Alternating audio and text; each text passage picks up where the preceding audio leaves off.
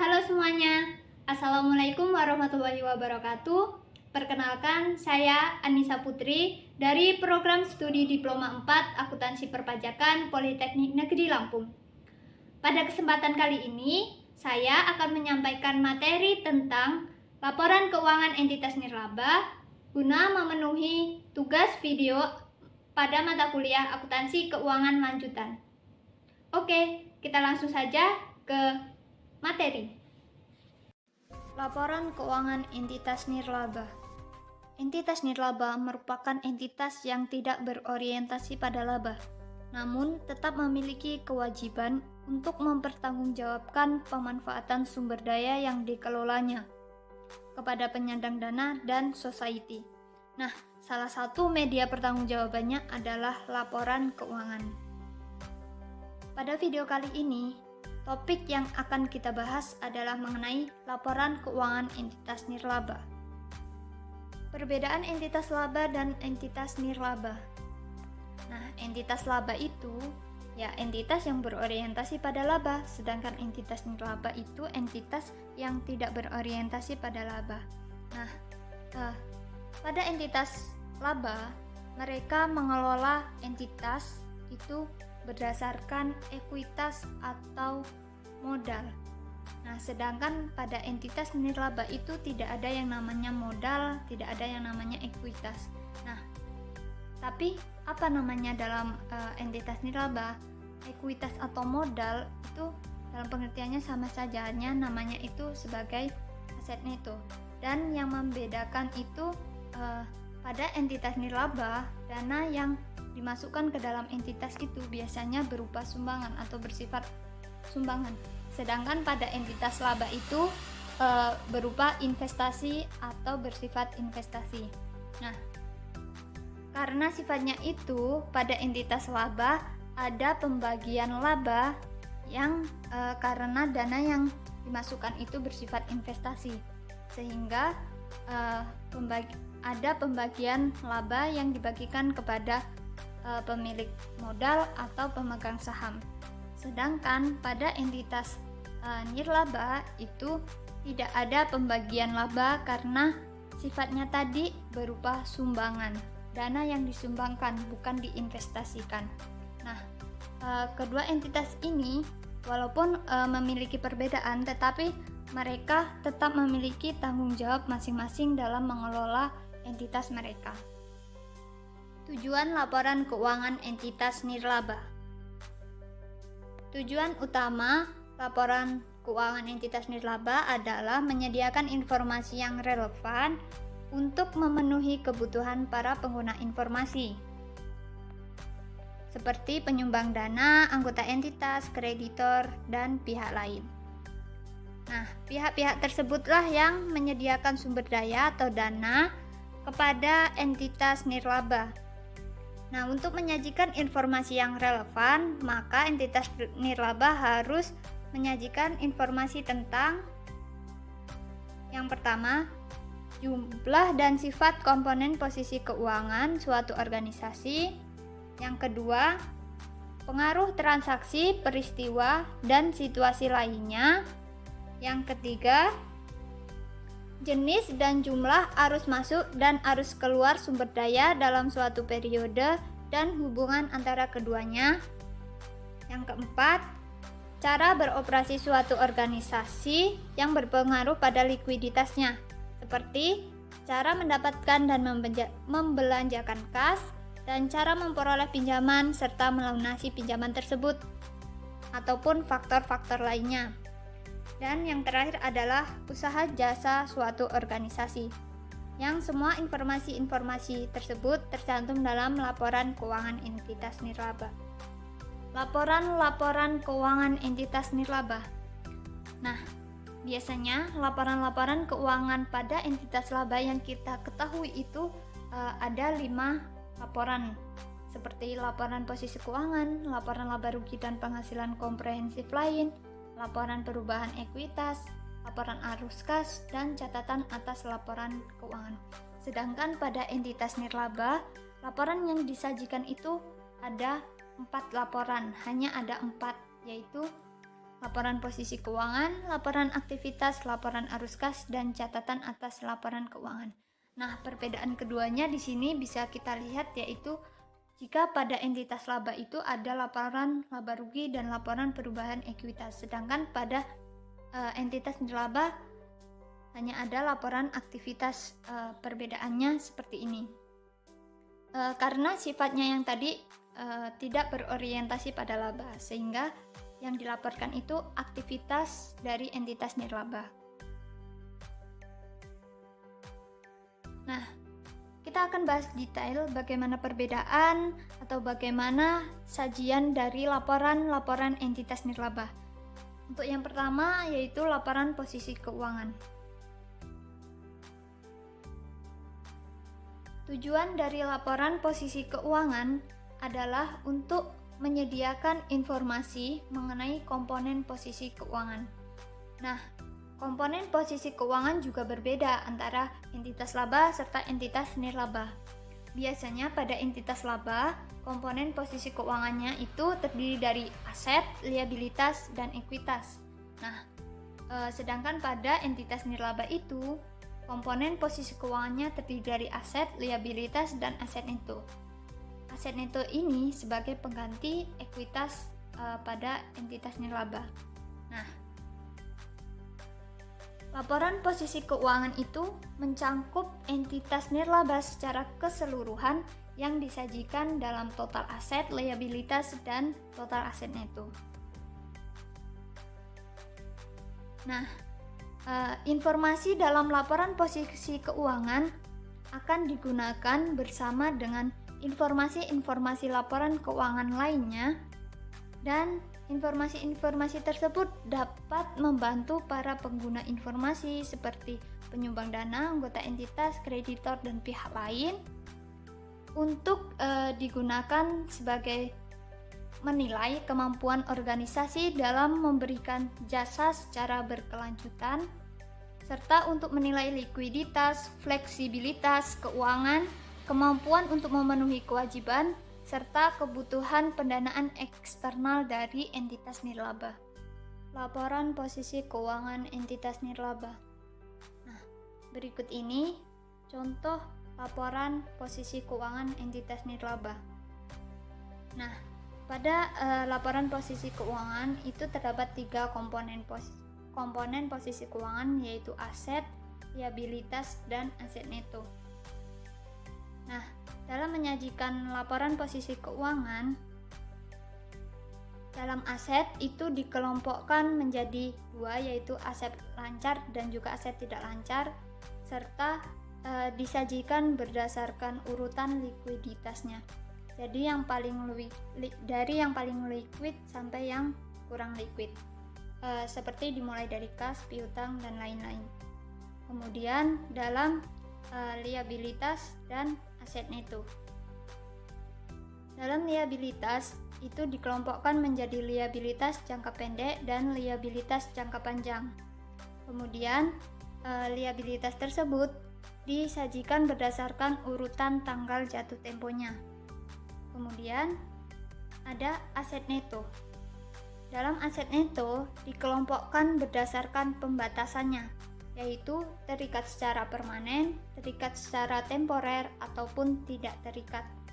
Nah, informasi-informasi tersebut yang ada dalam laporan posisi keuangan entitas nirlaba akan diungkapkan dalam catatan atas laporan keuangan. Nah, laporan selanjutnya yang dibuat oleh entitas nirlaba adalah laporan aktivitas. Laporan aktivitas mencakup organisasi nirlaba secara keseluruhan.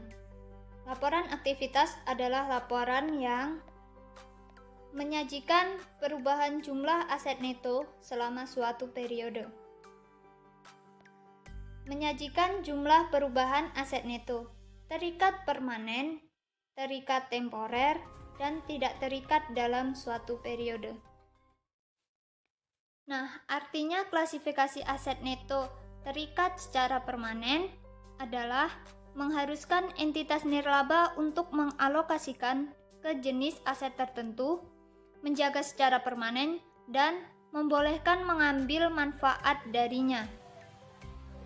Nah, arti dari terikat temporer yaitu kontribusi yang masuk dalam terikat temporer atau sementara disebabkan oleh tujuan yang terbatas untuk periode tertentu.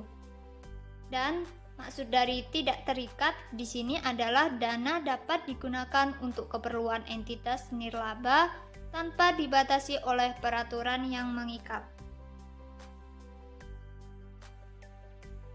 Laporan aktivitas juga menyajikan jumlah pendapatan dan beban secara bruto, kecuali diatur berbeda oleh SAK lain atau sak etat. Laporan aktivitas menyajikan informasi dan juga beberapa klasifikasi. Yang pertama, pendapatan diklasifikasikan sebagai penambah aset neto tidak terikat. Beban sebagai pengurang aset neto tidak terikat, kemudian sumbangan sebagai penambah semua jenis aset neto, baik terikat temporer, terikat permanen maupun tidak terikat.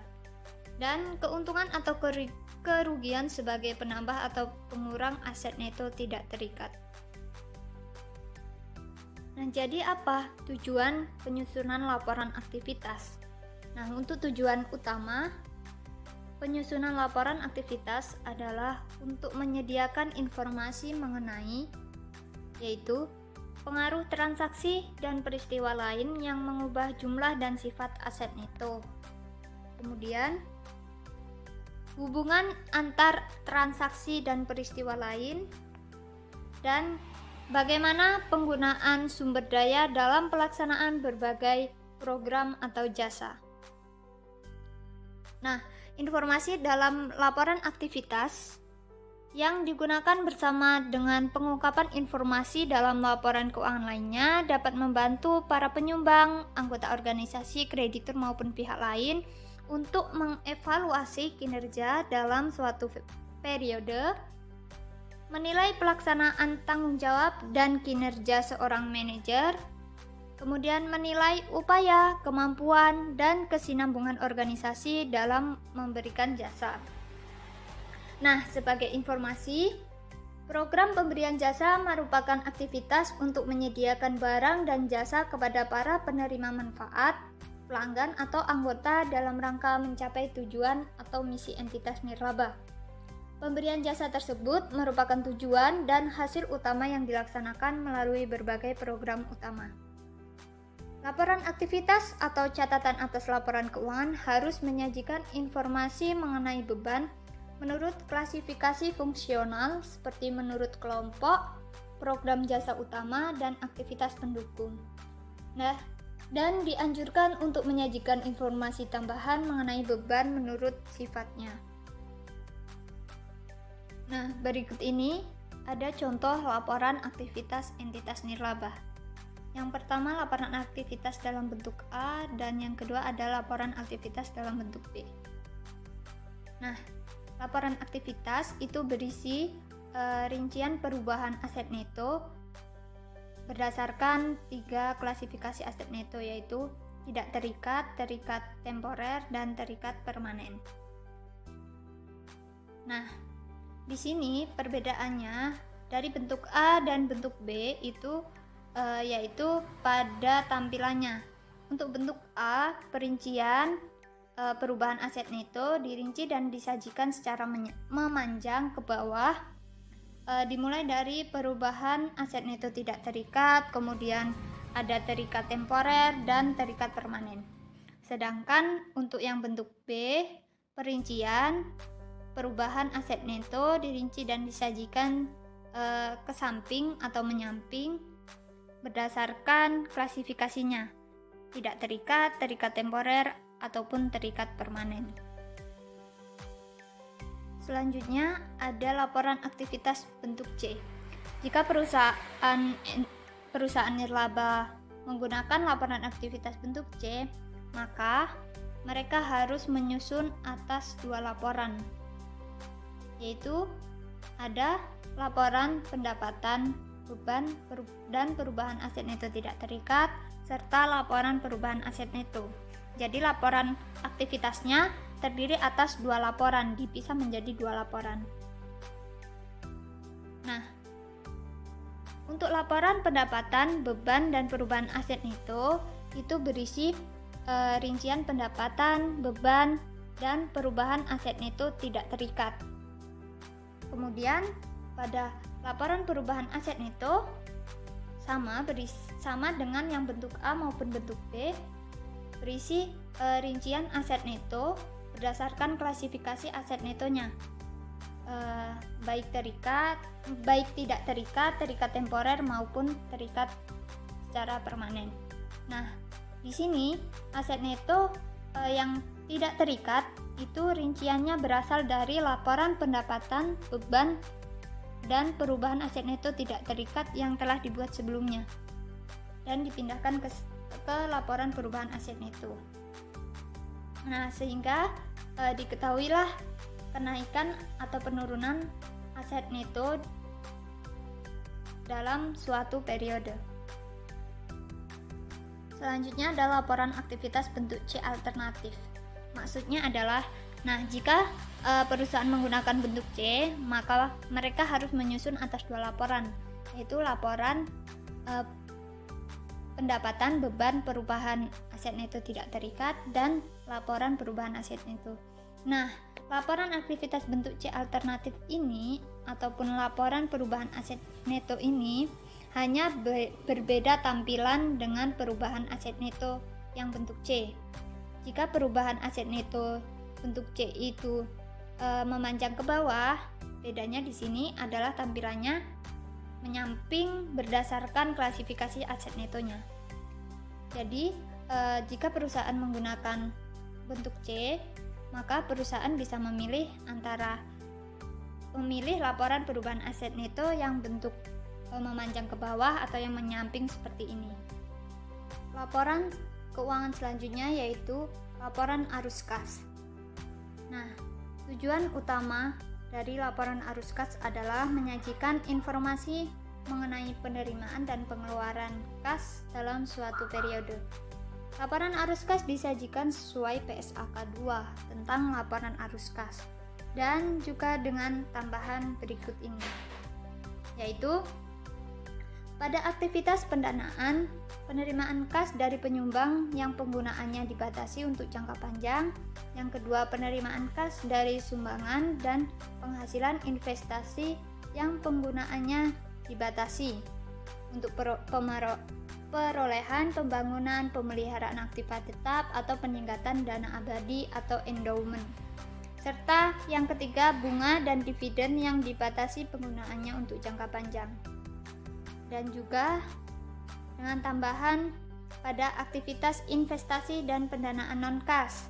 Di sini pengungkapan informasi mengenai aktivitas investasi dan pendanaan non-kas, yaitu sumbangan berupa bangunan atau aset investasi. Nah, itu dia penjelasan yang dapat saya sampaikan. Terima kasih kepada teman-teman semua yang telah menonton video ini. Semoga penjelasan yang saya sampaikan dapat bermanfaat bagi teman-teman semua. Saya mohon maaf apabila ada salah penyampaian di video ini.